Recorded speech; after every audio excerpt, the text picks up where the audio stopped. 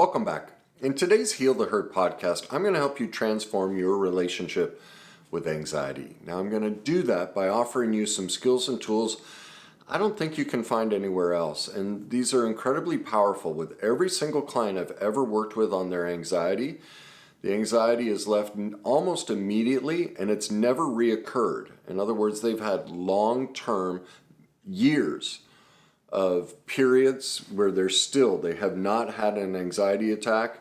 And many of my clients, the longest they'd ever made it was 4 days without a panic or anxiety attack. And the processes I'm going to share with you are so effective, they have yet, not a single one has had a recurring anxiety attack after they learned this process. So I want to share it with you because so much of the information on anxiety isn't giving you the solution that you deserve. And so you're being forced to rely on medication. Now I want to make it clear, if your anxiety is severe, medication can be a great place to start. It's wonderful. It'll numb you. The problem is it never deals with the source of the problem. All it does is medicate the symptoms. Studies show that anyone who uses anxiety medication, in most cases their anxiety gets worse, and in every case, when they stop using the medication, the problems persist, and in most cases, the problems are now worse. In other words, the anxiety is worse once you stop the medication. That's the problem with medication, is it's a stopgap. It might, in some people, it might lower the effects of the anxiety, but it will never heal it. And in most cases, it makes it worse. Well, what I'm going to share with you does the exact opposite. It works, it's long-lasting, it repeats itself. You never have to go back on medication when you learn these skills and tools. And to me, that's highly valuable. So the first place we have to start is what your doctors and what most people won't tell you is what causes anxiety. Well, anxiety is the fear response. Plain and simply, it's high levels of fear that rob you of the ability to live your life. Okay, so it's normal for us to get anxious about certain things. There's a high, most people call anxiety or stress, those moments, that's what they'll call them, anxious moments or stressful moments. What they're shying away from is the truth. When we feel those healthy moments of anxiety or stress, what we're feeling is healthy levels of fear. It is perfectly okay to experience healthy levels of fear. It can be a motivator. Fear activates us and gets us to do something. That's wonderful. We don't want to lose that. All right? But when it comes to high levels of so-called stress or so-called anxiety, what you're really, the client or the person is experiencing is super high levels of fear. They are in massive fight or flight. Now, in the case of anxiety, what's different about that than typical stress is it is pain from the past. It is fears from the past being brought into the present moment. So it doesn't make sense as to what's going on. So they may not want to get on a plane or go in an elevator, or they may be sitting watching TV and all of a sudden they get heart palpitations and sweats and they just start freaking out. Well, that's what separates anxiety, is it doesn't fit the moment. The anxiety or the fears are, in a sense, irrational. They are, that sounds demeaning, and that's not my point, but they are not appropriate for the situation. So somebody might be afraid of animals or something, but it's to a level that's inappropriate, okay? They can't contain themselves. And so what that does, they end up shutting themselves down and taking themselves out of life. They're just like, well, every time I get in a public situation, I freak out. So I'm just going to stay in my room and watch TV. So they can no longer participate in their life. That's what takes healthy anxiety and switches it into a disorder, is when they can no longer participate. And that's who this video is for, okay? So what creates that is pain from the past. Most often, it was a parent, a caregiver, brother, sister, coach, therapist, somebody who sent the message either directly or indirectly that they should not have any type of negative emotions, that it's not okay for them to feel emotions. That's one cause. Another cause could be just plain out trauma. They may have experienced a threatening situation as a child that's never been threatening or abusive or just scary situation as a child that's never been dealt with. And so here they are as an adult 20, 30, 40, 50 years later re-experiencing that trauma. And here's why it's a re-experiencing. Every bit of emotional trauma we ever go through gets lodged in the body. It doesn't get lodged in the brain. That's not where we hold our trauma. It's a physical place. That's why illness and disease are caused by emotional trauma, because we store that emotional trauma in our body. And so you're sitting there watching TV, and all of a sudden your heart starts doing this. Okay? That's your body sending a signal to you. Hey, remember when you were a kid and mom yelled at you because you fell down and hurt your knee and you were screamed and yelled at, don't cry, big boys don't cry. That's what you're experiencing while you're watching TV, and maybe there was a show that looked very similar to that, and you're completely unaware that these two moments are attaching to themselves, and you're reliving the trauma of your mother castigating you for being a weak little boy. Okay? Now, it doesn't always have to be that way, but the general theme is this, that there's something wrong with you for experiencing any type of so-called negative emotion.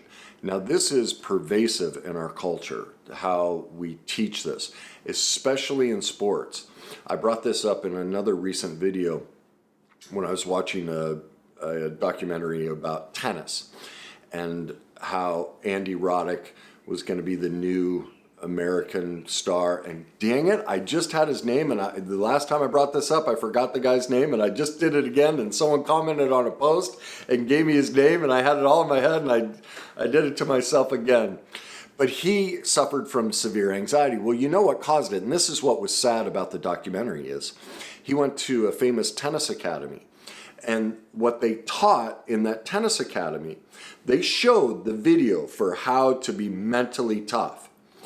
And this psychologist who was teaching all of these kids how to be mentally tough was literally berating them for showing any emotion. That's how you be mentally tough. That it's a sign of weakness and you're a bad tennis player. You will never play at the highest levels if you show any level of negative emotion. Sports, we really beat people up for experiencing any negative emotion. I've brought this up in previous videos where Ray Lewis, the famed football player, several years ago, Odell Beckham Jr. was having a meltdown on the sidelines. He was going through a lot of things emotionally. And Ray Lewis commented on, it's okay that he's angry, but it's not okay that he's crying. See, we can, as men, we can act like barbarians. We can beat the hell out of anybody, that's okay. But if we act anything that looks somewhat feminine, there's something wrong with that. Well, there you go, the suppression of emotion. So what I want you to think about in your life is, how was it not okay for you to be sad, angry, scared, afraid? How is it not okay for you to speak your needs and wants, to share your morals and values, to share anything about yourself? How were you castigated and suppressed and told, we don't talk about that? I had a client in the office yesterday, and this is very prevalent. She's Latin, and in the Latin culture, you know, the message she was sent, and she came to see me because of anxiety. She's having severe panic attacks out of nowhere, just can't shut them down, and can't stop crying, and doesn't know why. Well, her mother was very distant from her emotionally, never hugged her, never told her she loved her, and anytime she brought up to her mother, you know, how when she was young, a boy didn't like her, anything like that, her mother would look at her and go, well, why do you care? Just get over it and move on. And the same thing with her father. Her father was very disparaging to her verbally, but then would take her for ice cream. Like, he'd buy her things. And so he was very negative emotionally. But then, because he felt so much guilt and shame over it, he'd buy her things. So it created this confusing dynamic. And the consistent message from both parents was, as soon as anything happened, get over it. It's in the past. It doesn't matter. Move on, make better choices, and do it differently. She was never allowed to process any emotion. And that's at the heart of all anxiety. Doesn't matter if you're afraid of certain animals, if you're afraid of planes or cars or people, whatever it is. It's an emotional dysregulation. It's an inability to navigate emotions. And so focusing on, a lot of therapies will do like what's called exposure therapy. They will take you to the place, or say you're afraid of an animal. They'll have you sit and watch an animal for a while, and then have you sit inside a house with an animal, and then maybe hold the leash of the animal, then eventually sit. They're trying to expose you to the fear. And studies have shown that can be moderately effective. But ultimately, it's not very effective because we're not dealing with the root issue. Underneath it, that fear of an animal or of a plane or whatever the object may be is a metaphor for what's really going on. And so that's the next thing we have to talk about is, what is it you're afraid of? And I want you to think about how this fear ties in metaphorically to what you experienced. So those people who are afraid to fly, this is huge. How as a child did you feel trapped, confined, powerless? Or who piloted your life? Think about it. Some people that are afraid of planes had a very domineering, controlling parent, or maybe they weren't overtly domineering or controlling, but you realized unless they were kept happy, there was going to be problems. So it's not always this, yelling, screaming, dominant parent, but many times we can have a parent who's sick and hurt and very weak and, oh God, that was my mother. You brought up anything to my mother and she'd collapse. Oh my God, I can't deal with this. And so what did that leave me? That left me, I had to take care of my mother. So she's piloting my life. Now I don't have anxiety problems, but what I'm trying to give you is examples to look in. If you're afraid of flying, who piloted your life? How was it controlled so that you couldn't express your emotions? How about elevators? This is somebody, think about the emotional experience of being in an elevator. You're in a box, you are smothered, you are confined, you are controlled, you are trapped. Did you, like me, I had an older brother who just pinned me down, like he could hold me by my hat. Here's an anxiety I have. Trucks or big vans or semis. If I get behind one while driving, I get really angry. You know why? Because I had an older brother who was huge and he could hold me by my head and completely control me. And so think of it, I'm being held like this. His hands were huge. So when I'm behind a truck or a semi, it's huge. It's like my brother's hand. I can't see. I'm trapped. I can't go anywhere. And out of nowhere, this rage comes up inside of me. And I have to, I'm not so bad, but when I was younger, I'd get angry and I would accelerate. I didn't care if I went 90 miles an hour. I had to get in front of that truck. I would not ever sit behind a truck. But I didn't realize that it was my brother that I was fighting. It had nothing to do with the truck. And the same thing is happening to you, whether you have social anxiety, whether you're afraid of planes or trucks or whatever it may be. You are reliving an emotional experience that you had no power and control over as a child, and all of that energy is being replayed in this moment. What about those who, public speaking is, I think, consistently for decades, always been rated as the number one fear. Well, that tells me a lot. Ask yourself, why would somebody be afraid to speak? Think of it. Speaking. What's childhood? What happened when we disagreed with our parents? What happened when we wanted to do something that was different than theirs? What happened to our speech? Did we get in trouble? when we spoke our true thoughts and feelings? Do you still have secrets from your parents because you're afraid that if they knew you thought or felt these things, they wouldn't approve? The epidemic of public speaking is a trauma reaction to childhood. It was our voices were taken from us. Now look, in every healthy parenting, we need restrictions, we need rules, we need guidelines, we need boundaries. But since we aren't taught the difference between boundaries and abuse, all parents cross that line. All parents are human and they come home from a stressful day at work and they just explode. Shut up, I don't want to hear it. Go to your room, just leave me alone. Boom. It's just a perfectly imperfect moment that a parent had. But in that moment, we learned I can't speak. It's not okay. I can't have my thoughts and feelings. I can't have my morals and values. And I can't negotiate this with you. And so, the fear of public speaking is because our voice was stolen from us. So the first thing when I work with clients that are struggling with anxiety is we have to find the source of the trauma. What pain from the past did you experience? And the first key is whatever your anxiety for you, it might be a disorder. If it is a disorder, whatever you want to classify it as, whatever your anxiety is, find the metaphor. How does it relate? Okay?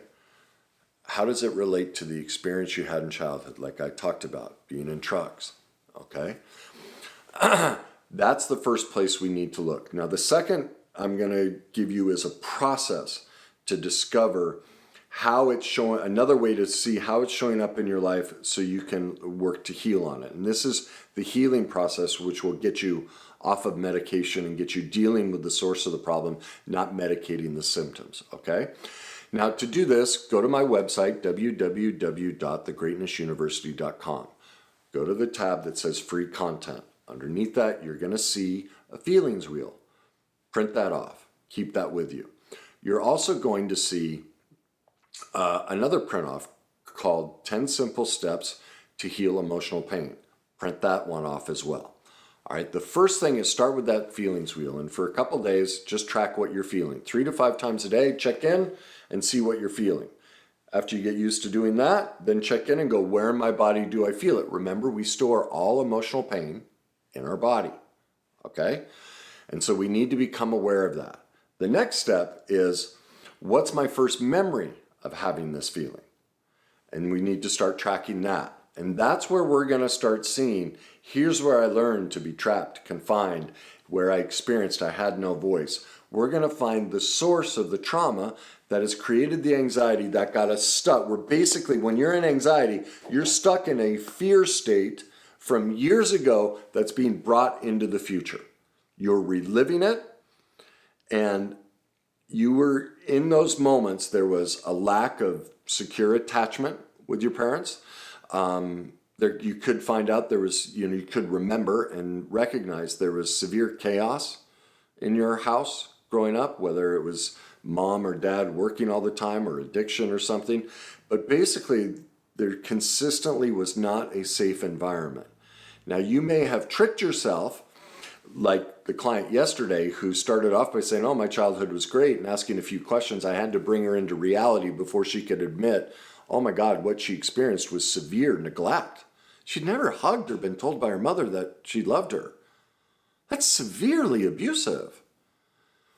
We have one central need as a human being. We must physically and emotionally attach to another human being. Her mother never made that possible.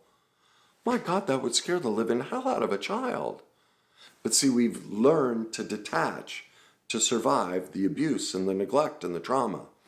And we've minimized it, suppressed it, and society tells us don't look in the past. And our whole message as a family was don't ever look in the past, just move forward. And so do you see why she would be so anxious to even come see someone like me who might talk about the past, puts the whole social family structure at risk. Do you see how threatening, like she was basically threatened? Don't ever feel. don't deal with anything. So if you go see somebody, a coach or a therapist, to deal with this, you're breaking the family crest. Our family is set up on this dynamic that we don't deal with feelings. Holy Jones. No wonder she's having these panic attacks, which she can't stop crying. She's crying the tears of neglect and abandonment and suppression and repression, that it was never okay for her to have any needs and wants. That is a house that has no security. There's no attachment. There is pure chaos, and that is unsafe. And that's how almost all of us live, but we minimize, oh, it's not that big a deal. It didn't affect me. Oh, yes, it did. Yes, it did. It's affecting all of us. And that's why anxiety doesn't get dealt with, because the helping professionals are not talking about the root causes. It is always in trauma. That's where anxiety starts, okay? So the thing to remember is you didn't do anything wrong. There's nothing bad or broken in you. The exact opposite is the truth. You're incredibly gifted. You came up with an absolutely perfect coping skill to survive intolerable pain and messaging that obviously, look at your life. Look at how difficult it's been with this anxiety. That is the living proof of how scared you were at your parents or your caregivers or whoever the primary people were that placed this into you. The way it's showing up in your life now is giving you a window into how scary it was for you as a child. Now think about it. You're scared to death, whether you're 20, 40, 60 years old, dealing with this anxiety. Just think of what of the pressure on a 4, 6, 8, 10, 12-year-old, whatever it was, when this first happened to you. Can you see how impressive it is that you survived it? You are an incredible individual to have been able to navigate all of that pain at such a young age. No child should be asked to carry that burden or navigate that, and look at what you've done. You should feel nothing but tremendous respect and empathy and be incredibly proud of what you did. And this brings home another client of mine who, has been dealing with anxiety, and for her, there are many levels of it. And so the process with her has been finding all the different ways she was told she couldn't be herself. And one came up this week. That's what spurred me to do this video. And it was about gossip. There was a situation in her life where people were gossiping, and we had our session, and she was just, the feelings were huge about how bad it was to gossip and how upset she was. And so when I saw that, I knew, there was something in childhood. We used this process, work back. And that was the message in childhood by her parents. Like her parents would get vehemently angry if anyone gossiped. Well, her parents were both gossipers. That's the irony of when our parents do these things. They're usually doing everything they're telling us not to do. So all of that pain, see, when we really hate something, it's because we're doing it. So her parents were vehemently against gossiping, yet they're doing it. So all the anger and rage they have over people who gossip, they were projecting outwards, but it's really their own self-loathing and rage for how they gossip. Okay? They're angry at themselves, but they can't see it because they had to, just like this client, they had to repress it as well. And so they can't see themselves. But the problem is all of that rage got dumped into my client. That's the anxiety. That's what parents do. They just pass it down. And so we as the child are now carrying our parents' pain. It's part of what you're going to learn to release. That's why you're stuck in this anxiety. You're carrying somebody else's pain. And so as we talked about that, she said, so then, we figured it out. She was 10 years old when all of this, hit her. And it was fascinating. In a very young voice, she goes, "So what should I have done instead, Kenny?" And I said, "What do you mean?" She goes, "Well, I decided to create this coping skill and do this. What should I have done?" And I just, like in that moment, the sadness hit me of, man, here's this 10-year-old little girl, in a sense, in this moment, who's afraid of being bad and wrong. And as I said to her, I said, you did perfectly. Your response was perfect. You didn't do anything wrong. You shouldn't have responded any other way than to have pushed all this down and taken all of that on. It was the perfect response. What you did is you developed a false persona that realized, wait a minute, I can't be me, because if I'm me, mom and dad will have a problem with it. So I need to now be the one who carries their pain about gossiping. Okay, I'll develop that for you, mom and dad, so that you get what you need, mom and dad. And that way you're not upset, you're not angry. I will be the perfect child for you. And in that, I will also drop who I am so that you're pleased. And I will do this because you have just proved to me the only way I get attachment from you is if I become the person who carries your pain around gossiping. How did you make a wrong decision? I said to her. It was brilliant. And she started to cry. She's like, I didn't expect that response. I could have sworn you'd have told me I should have. Like, what she thought I would respond is, how now as an adult to deal with it? I was like, but you were 10 years old. It's not appropriate for you to respond as an adult. Your parents were asking you to carry an adult responsibility that they couldn't carry. They didn't know how to stop gossiping. They didn't know how to deal with their emotions because society and their own parents never taught them how to deal with their emotions. And so they passed that responsibility on to you. And so you came up with an incredibly gifted response to go, you know what? I love you, mom and dad. I'll do anything for you. I'll carry your pain. It's a perfect response because it's the only way you could survive. And it's the same for you. You didn't do anything wrong. And you're not doing anything wrong now when you have your panic attacks, when you have your anxiety attacks, and all that shame and self-loathing and sometimes self-disgust at why can't I deal with this that comes up. None of those feelings are yours. Those are the people that placed the anxiety into you. That's their self-loathing. That is their self-disgust.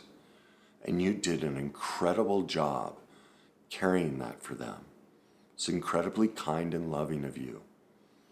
It was also an incredibly gifted way to survive an intolerable situation. You have tremendous power, tremendous grace, and now think about it. Now that you're aware of the process and you see how gifted you are, just think of how powerful you're going to be when you go through that 10-step process and you start using these skills and tools for you, whereas all you were taught was how to use them against you. Imagine what you're going to be able to accomplish now. That's impressive. And that's the precipice you're sitting on. So most likely there will be some anxiety. One, to accept this truth, that it's your parents' pain that you're carrying. And two, oh my God, who am I going to be if I let this anxiety go? This is all I've ever known. And that's the other piece that's hidden in the anxiety dilemma that people don't want to tell you about. In part, not all, but many times, children that went through this, they learned that they get rewarded for being sick, being hurt, being anxious. It was the only way that they got the parent to show up for them and give them attention. So early on, they developed asthma. They developed all these different conditions or fears and phobias because their parents, remember, were neglecting them emotionally. They didn't get the this secure attachment and attunement. So they develop this illness, disease, or chronic condition because it got my parents' care and attention. I did that. I write about all of that in my book, Your Journey to Success. And everyone does this. I know that's hard to believe. And no one wants to hear that, but it's true. When you do the work, you'll see, oh my God, I got sick and hurt, and I got a lot of these conditions to suck care out of somebody. Because what happens if we're sick or hurt? Almost always, people take care of us. Now, there are some that get sick and hurt or get in trouble, create these, and their parents flip out. They are met with rage, confrontation. Their parents are volatile and will deny any type of care to them. But do you see, even when a parent vehemently pushes you away and says you're wrong and bad, do you see how all of that energy is still care? Because somebody who doesn't care about us, do they get angry at us? Do they fight with us? They just walk away. You don't matter to me, so I'm not even going to argue with you.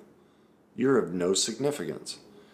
But if I'm filled with rage, it's what's called negative attention, negative control. And so many times you can have both of those reactions, while they're polar opposites, are achieving the same result.